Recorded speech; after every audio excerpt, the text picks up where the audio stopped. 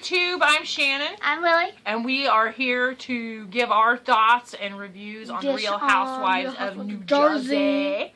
Season 5, Episode 5. 5 and 5. So, Melissa and Joe comes home. He talks to Melissa about his confrontation with Teresa. Teresa goes home, talks to her Joe about the confrontation with her brother Joe. And Joe Giudice actually has the balls to say Joe Gorga has Napoleon syndrome. Okay, that he's got little man syndrome. He's the little guy, so he likes to start shit. Hello, that is so the pot calling the kettle black. I mean, like, Joe Giudice, you don't look very tall either. You look kind of midget like yourself. So I don't think you need to be going there. Look, leprechaun! Look, leprechaun! Pipe down. Pipe down on me leprechaun charms! I'm so jealous of the benefit cosmetic party that Jacqueline and Caroline and Rosie and Kathy went to. I love benefit cosmetics myself. I'm wearing some right now, and I was so jealous. They had little benefit cupcakes and everything, and I'm like, makeup and cupcakes? This bitch is in. So Teresa calls Caroline while she's at the benefit party, and she's like, my brother, and I saw him at the gym, and he was all OMG. Yeah, and Caroline's like, oh, I wish you the best. I am done with this situation. And what does she do? Turns right around, goes back into him, and tells oh my gosh, Rosie, Teresa just Kathy, called and me, Jacqueline. and she said she saw her brother at the gym. Oh my freaking gosh. He cannot go to that gym. That's her gym. Yeah, remember, that's her gym. But, you know, Caroline, that's just, you're perpetuating the shit cycles here. Stay out of other people's business. Stay out of other people's business. Why is my nose straight? Kathy and Richie in the cannoli battles. I loved how that was in a big cannoli with a little... Yeah, that was very cool. I could eat that big cannoli. I like Kathy. I personally would buy her cannoli kit for 2 reasons. Because I love Kathy. And because I love cannoli. It's probably my favorite dessert ever. But I totally get where Kathy's coming from. Like, Richie... Yeah, I love creme brulee, too. Richie's kind of crowding in on her dream. And, Richie, you need to back the fuck off. And you need to let old girl make some decisions for herself. Because... You know, he's all being a pig, and he's like, I married a housewife. I did not marry an entrepreneur. Well, that's ridiculous. She's got a dream, and you need to respect that. Entrepreneur.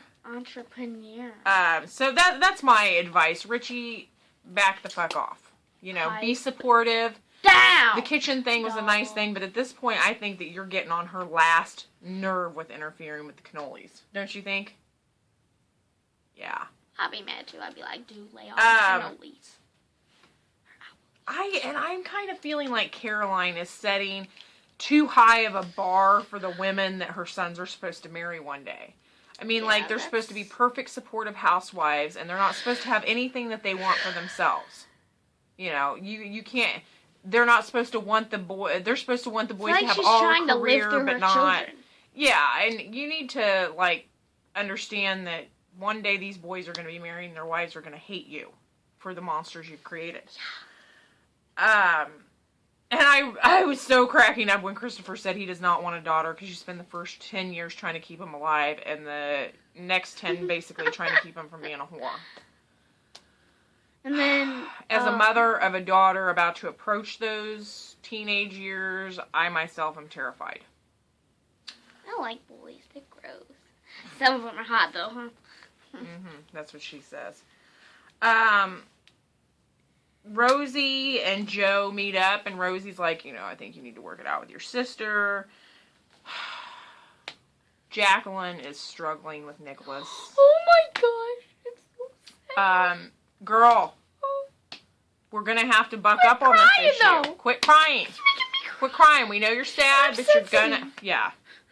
You're making us cry. We don't watch to cry. We watch to smile and laugh and be like, that bitch.